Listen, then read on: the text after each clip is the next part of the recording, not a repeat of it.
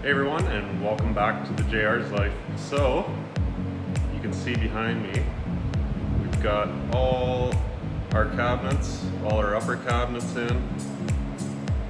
We have all our lower cabinets in.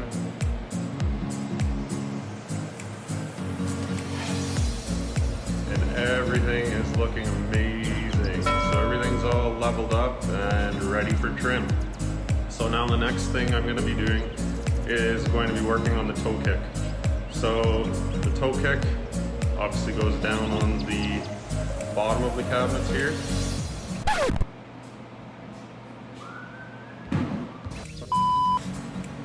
Alright, so we're down on the ground. This is where the toe kick goes.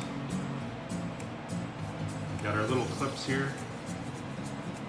So they actually wrap around the post. You can see that. They clip on, and then it's got two holes for screws. So you screw that into the bottom of the kick, and then into the position that you need to, or the measurement that you need. And then once you got these all screwed in, you clip it back on, and you got your toe kick on. So I'm gonna cut everything to size because everything changes, and we'll have to get the right measurement for the kick. And once I get that in place, I'll show you exactly what I do.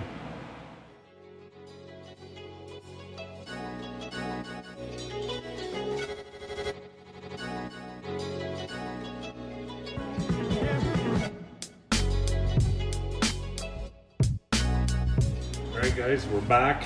We got our toe kick ripped and cut to size and for length, and we've got all our pieces that go on the leg all in place. So what I always do is just line the kick up to where it needs to be, pull these little tabs off, and then that will line up to the post exactly where you need to be, and then just start screwing them in. Like that. Very simple, easy to do.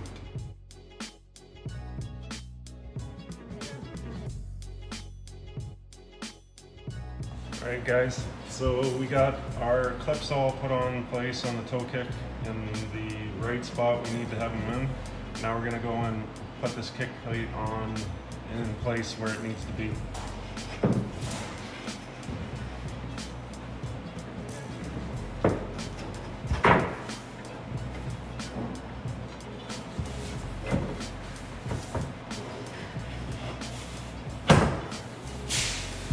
Just lightly press. If you do have to move any of those clips, you can slide them left to right if the screws aren't in the exact spot, so you don't have to be super accurate, but fairly close is better and easier. So these just clip on. Once they're clipped on, you can take them back off, so if you ever had a flood or any damage on the toe kick, they can pop off really easy, and then you can put new toe kick on again. So that's it, very simple, clipped on. You can clip off, you just gotta use a little bit of a pry bar underneath here, flip it forward, and off it comes. So that's how you put a toe kick on.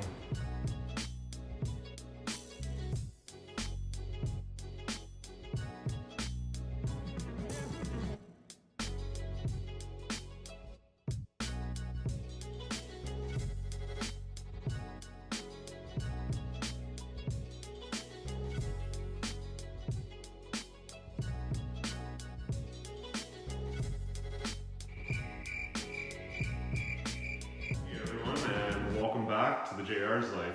Donnie here, and I am back to our kitchen build, and today we are just going to be finishing up crown molding and light balance.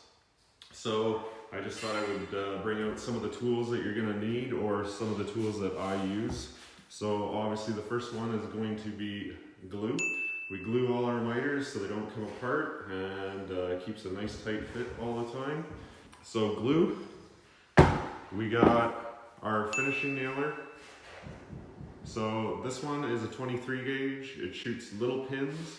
The reason I use that is so when I'm pinning up the crown here, it leaves very small holes that I have to fill, not big gaping holes like a 16 gauge or an 18 gauge. So really important, helps speed up a job and helps to be more of a professional job too. So I use that. Speed square I use quick for that, just to draw the lines for where all my cuts are going to be on my crown buildup. We got screws to screw the crown buildup on. Some sandpaper just to do a little bit of sanding. And I'll show you these nails. So these are the 23 gauge. I don't know if you can see, but they're very, very fine, very small hole. But lots of holding power. Don't ever worry about that. They hold like crazy. Once you have everything pinned and nailed where you want, it takes a lot to pry that apart, plus the glue. It's not coming apart. So those are the tools that I'm going to be using today. The crown buildup that you've been hearing me talk about is here. So you can see that it's kind of shaped as an L. So that's going to go up at the top here, going across. That's my crown buildup. That's what the crown molding gets attached to. So I'm going to be going around and doing this first. And then after, we're going to be putting the crown molding up. So this is a cove crown, pretty simple one. You can see the profile. Very nice crown molding, nice clean lines, looks super nice when it's up. And then after, once we're done that, we'll be finishing up with the light valance, which that will go under here. So that's it, guys.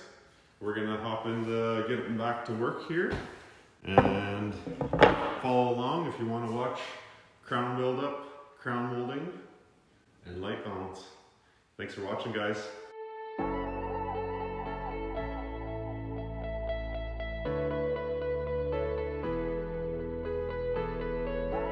Alright guys, so we got the crown buildup up, well, most of it. There's a bit of an issue with the mid-range or the hole location where the exhaust is.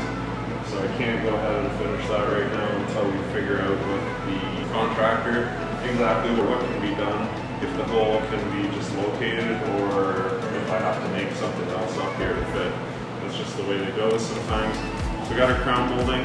Next job is we're going to start passing it and putting it in place. We're going to move on over and take it apart. So we'll start with this piece, which is a 22.5-inch angle if you're ever looking for it. These corners are always usually 22.5 or 31.5, I believe. We'll go beyond that one. So we're going to start here. We're going to work our way over, and then that'll be our crown building for the day. Enjoy.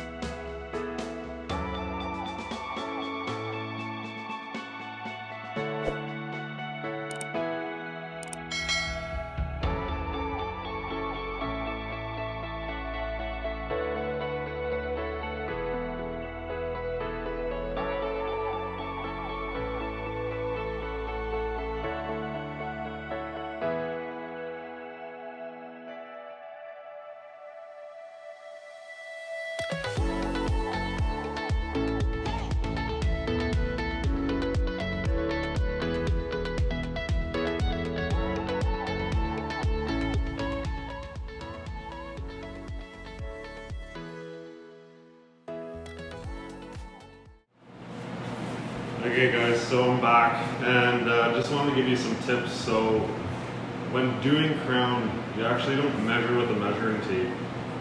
You're cutting upside down and you are marking at the back of the crown with very, very sharp pencil. So one tip is you want to get a very sharp pencil, like a Sharpie, one that you can just pump lead back out to mark. Very important to have the finest line, so when you take it to your miter saw and you cut your 45, you know exactly that that's the mark where you need to be cutting. If you cut that correctly, it's going to be bang on every time, or you're going to have to like maybe just adjust it a hair or so just to make your miter a nice tight fit. So 2 tips, really good ones. Sharp pencil and sharp blades. Don't cheap out on your blade too. Don't get a cheap saw blade for your miter saw. Spend the money, get the good blade, because they cut a lot better. They don't warp when they're spinning, and you get a nice smooth cut and clean line. It just helps for your crown molding go that much easier, because if you're new to crown molding, you're gonna struggle for the first few times of doing it, and then after that it'll be a breeze, and then you're gonna just wanna do it and want to spend time on it. And take your time with it too. You don't want to rush it. Just take your time, put some good tunes on, and enjoy it. And because it's fun to watch it transform everything. It just brings everything to life and makes it that much grander. So yeah, just a couple tips, and I just wanted to share that with you. Let's get back into the crown. And yes, I did mess this one up. I had to adjust the miter and I cut it too short, so we'll use this somewhere else. We got more crown, but yeah, even the pros mess up. It's all good.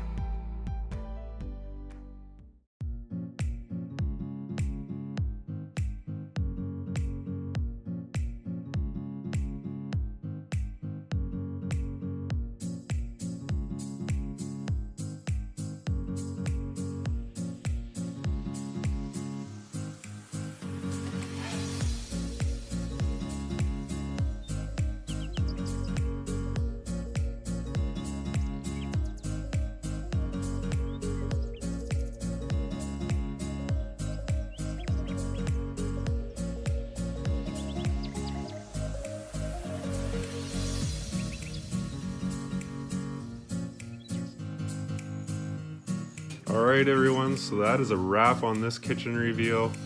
I think this kitchen turned out absolutely beautiful. Let me know what you think in the comment box below. And if you missed the first 2 episodes where I installed the lower cabinets and the upper cabinets, I'll be dropping the link in the description box below.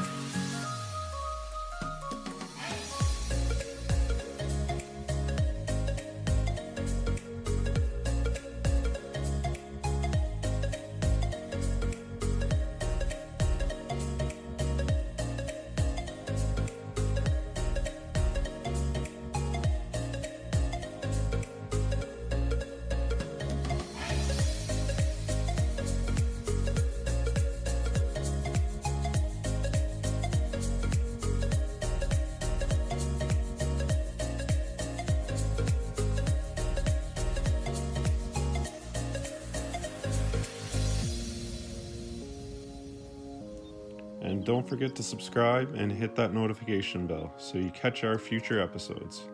And on that note, I'll see you in the next one. Take care, guys.